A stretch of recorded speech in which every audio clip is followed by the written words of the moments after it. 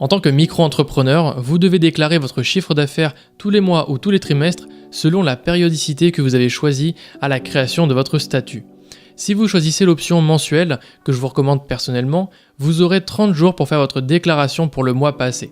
Prenons un exemple, si vous gagnez 1000 € en janvier, vous devrez faire votre déclaration dans le mois de février pour le mois de janvier. Voici le calendrier des échéances mensuelles et voici le calendrier des échéances trimestrielles. N'oubliez pas que même si vous ne gagnez pas d'argent, vous devrez le déclarer, en mettant simplement 0 € comme étant votre chiffre d'affaires. Avant de faire notre déclaration, il faut connaître la nature de nos revenus qui sont divisés en 3 catégories. Le chiffre d'affaires des ventes de marchandises, qui correspond à de l'achat de matières ou de marchandises revendues telles quelles ou transformées. Ici, les dropshippers sont concernés. Ensuite, le chiffre d'affaires des prestations de services commerciales ou artisanales, comme un coiffeur, un livreur à vélo ou un agent immobilier par exemple. Et enfin, le chiffre d'affaires des autres prestations de services qui correspond à des revenus liés à des activités libérales. On va mettre dans cette catégorie toutes les prestations dites intellectuelles, comme par exemple la création d'un site web, le design d'un logo, du coaching. Donc si vous êtes développeur ou que vous êtes par exemple coach, eh bien ça rentrera dans cette catégorie. Et pour connaître la nature de votre ou de vos activités, je vous mets différentes ressources en description de cette vidéo.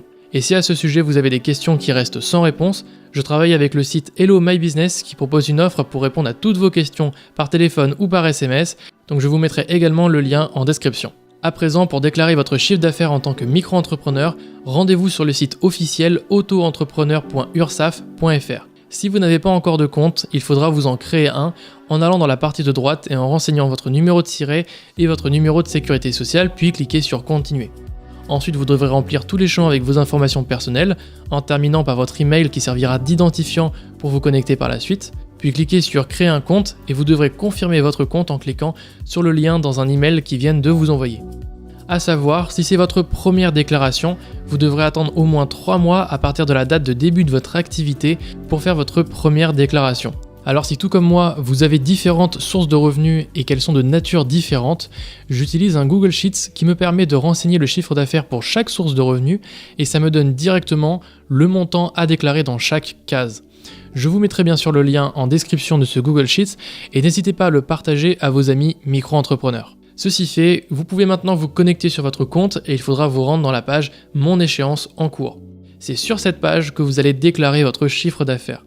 Vous allez avoir donc 3 cases dans lesquelles il faudra mettre le chiffre d'affaires de la catégorie correspondante qu'on a vue juste avant. Notez bien ici qu'il s'agit du chiffre d'affaires encaissé et non facturé. Ça veut dire que vous devez déclarer l'argent que vous avez réellement reçu sur votre compte en banque.